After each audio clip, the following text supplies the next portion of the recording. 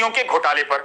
मामला जरा पेचीदा है, लेकिन ध्यान से सुनिए। हर दिन नए नए तथ्य सामने आ रहे हैं। राज्य सरकार ने जांच के लिए विशेष कार्यदल का गठन कर दिया है, लेकिन जिस स्तर का घोटाला लगता है, मांग हो रही है कि बंगाल की तरह ईडी या सीबीआई से जांच कराई जाए।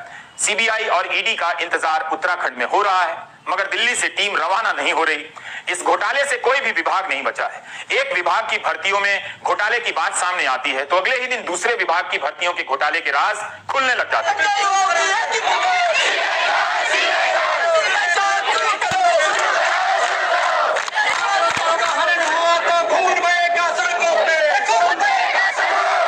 राज्य में आए दिन तमाम युवा संगठन इस घोटाले को लेकर प्रदर्शन कर रहे हैं। 15 जून को राज्य विधानसभा में कांग्रेस विधायक भुवन कापड़ी ने यह मुद्दा उठाया। भुवन कापड़ी ने कहा कि कई साल से वन विभाग, शिक्षा विभाग, गृह विभाग, सचिवालय, ग्राम विकास पंचायत अधिकारी जैसी भर्तियों में घोटाले चल रहे हैं। इन भर्तियों के लिए होने वाली परीक्षा के प्रश्न पत्रों के लीक होने का जिक्र भी उन्होंने किया और सबूत भी दिखाए। उसके बाद से राज्य के अखबारों में इस घोटाले को लेकर अनेक खबरें छप चुकी हैं। सोशल मीडिया में भी यह मुद्दा छाया हुआ है। राज्य के बेरोजगार युवा संगठन इस मामले में मुख्यमंत्री पुष्कर सिंह धामी से मिले और उन्हें पेपर लीक होने के सबूत दिखाए, नतीजों में गड़बड़ियों के सबूत दिखाए। तब जाकर उन्होंने एसटीएफ से जांच के आदेश दिए। शुरुआती जांच में पता चला कि जो उम्मीदवार इंटरमीडिएट की परीक्षा में सिर्फ 33 अंक लेकर आया है, वही 40 दिन बाद हुई ग्रेजुएट स्तर की परीक्षा में सर्वाधिक 92 अंक लाया है। इससे शक गहराया, उसका पिछला रिकॉर्ड खंगाला गया तो शक पुख्ता होता चला गया। यही नहीं, आयोग की जनरल मेरिट जो पिछले कई सालों से 80 नंबर के आसपास आती रही, उसमें इस बार 100 उम्मीदवार 80 से 90 के बीच अंक ले आए। इस मामले की जांच में बीजेपी की एक जिला पंचायत के सदस्य हाकम सिंह को गिरफ्तार किया गया तो मामले की कई कड़ियां खुलने लगी।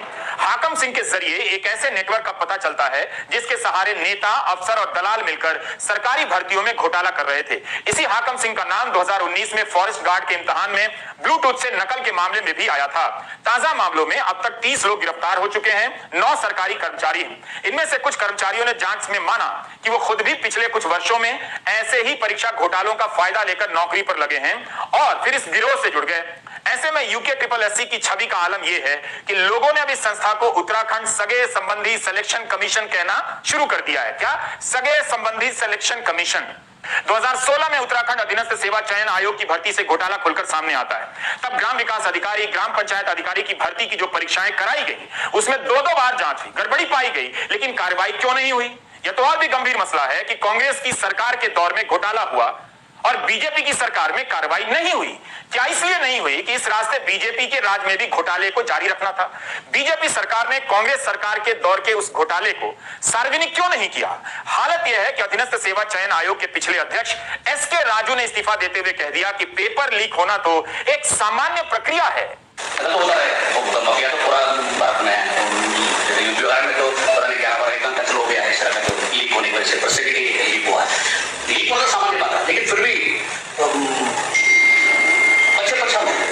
अधीनस्थ सेवा चयन आयोग की ताजा भर्ती घोटाले की अब सीबीआई जांच की मांग हो रही है, क्योंकि मामले के तार उत्तराखंड से लेकर उत्तर प्रदेश तक फैले हुए हैं। ऐसा ही आरोप 2020 में बीजेपी की सरकार में सहकारिता विभाग पर भी लगा।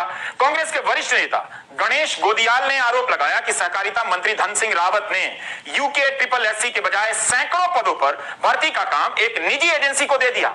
उनके मुताबिक मई-जून में भर्ती इम्तिहान हुए उत्तराखंड से दूर नोएडा में, और वो भी ऐसे समय में जब कोविड का गंभीर दौर था।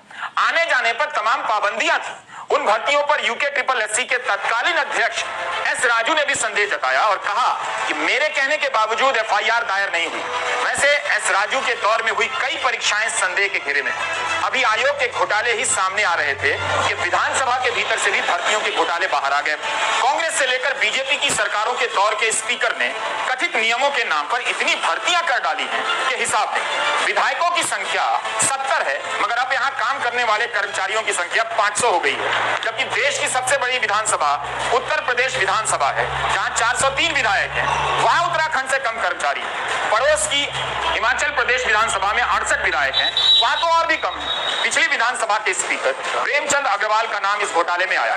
इस समय अग्रवाल वित्त मंत्री बन गए हैं। आरोप है कि बिना किसी स्थापित प्रक्रिया के उन्होंने 74 भर्तियां कर डाली। उस समय मुख्यमंत्री त्रिवेंद्र सिंह रावत थे। रावत का कहना है कि जब उनके पास इसकी फाइल दस्तखत के लिए आई तो उन्होंने नोट में लिखा कि भर्तियां योग्यता के मुताबिक हों और लोक सेवा आयोग और अधीनस्थ सेवा चयन आयोग के जरिए हों। इसके बाद भी ऐसा नहीं हुआ। तब तो वित्त विभाग ने भी यह कहकर मना कर दिया कि नई भर्तियों के लिए बजट नहीं है। इस बीच त्रिवेंद्र सिंह रावत की कुर्सी चली गई, उनकी जगह तीरथ सिंह रावत आए और फिर कुछ ही दिन बाद पुष्कर सिंह धामी मुख्यमंत्री बन गए। राज्य में मुख्यमंत्री बदलते रहे मगर स्पीकर पिछले दरवाजे से भर्तियों को अंजाम देने में लगे रहे। उन्होंने एक नया रास्ता निकाला कि एक प्राइवेट एजेंसी के जरिए इन पदों के लिए आवेदन मंगाए जाएं और स्वीकार कर लिए जाएं। यही हुआ। 54 नियुक्तियों से बात शुरू हुई और संख्या का अंत हुआ 74 पर। आरोप है कि प्राइवेट एजेंसी ने परीक्षा भी नहीं कराई। चुन चुनकर मुख्यमंत्री के निजी स्टाफ में काम करने वाले लोगों के परिजनों से लेकर तमाम मंत्रियों, बीजेपी और आरएसएस के पदाधिकारियों और बड़े अफसरों के करीबियों को नियुक्ति दे दी गई। पत्रकारों के रिश्तेदारों के भी नाम आ रहे हैं। सोशल मीडिया में कई सूचियां घूम रही। ये लोग बिना वेतन के काम करते रहे। इस बीच बीजेपी की दोबारा सरकार आ गई और धामी ही मुख्यमंत्री बन गए। इस बार प्रेमचंद अग्रवाल वित्त मंत्री बन गए। वित्त मंत्री बनने के अगले ही दिन वित्त विभाग की मूल आपत्तियों को खारिज कर इन पदों पर भर्तियों को उन्होंने मंजूरी दे दी। स्पीकर रहते बैकडोर से भर्तियां करवाई गई और वित्त मंत्री बनते ही उन पर मुहर लगा दी गई। प्रेमचंद अग्रवाल अब अपनी की गई नियुक्तियों को सही ठहराने में लगे हैं, जबकि उनकी ही पार्टी के कई नेता इस मामले में जांच की मांग कर रहे हैं। तो ये 72 लोग रखने की ऐसी क्या, ये मुझे समाचार पत्रों के माध्यम से ज्ञात हुआ। गनीमत है कि यह घोटाला बिहार में नहीं हुआ, वरना जांच से पहले तेजस्वी यादव जेल में डाल दिए जाते। उत्तराखंड के वित्त मंत्री प्रेमचंद अग्रवाल ने स्पीकर रहते हुए जिस रास्ते से कथित रूप से भर्ती घोटाले को अंजाम दिया, उसी रास्ते से हरीश रावत की सरकार के वक्त विधानसभा स्पीकर रहे गोविंद सिंह कुंजवाल ने भी काम किया है। जबकि प्रेमचंद अग्रवाल को पिछली भर्तियों को लेकर कार्रवाई करनी चाहिए थी, लेकिन नहीं की। कांग्रेस के समय के स्पीकर ने तो क्लास 2 से लेकर क्लर्क तक की 154 भर्तियां बैकडोर से कर डाली। यह इतनी छोटी संख्या भी नहीं है कि स्पीकर रहते हुए प्रेमचंद अग्रवाल की नजर ना पड़ी हो। कांग्रेस के स्पीकर ने तो बेटे और बहू समेत कुंजवाल कुल के 8 सदस्यों को नौकरी दे दी। बेटे और बहू को क्लास 2 का अफसर बनाया।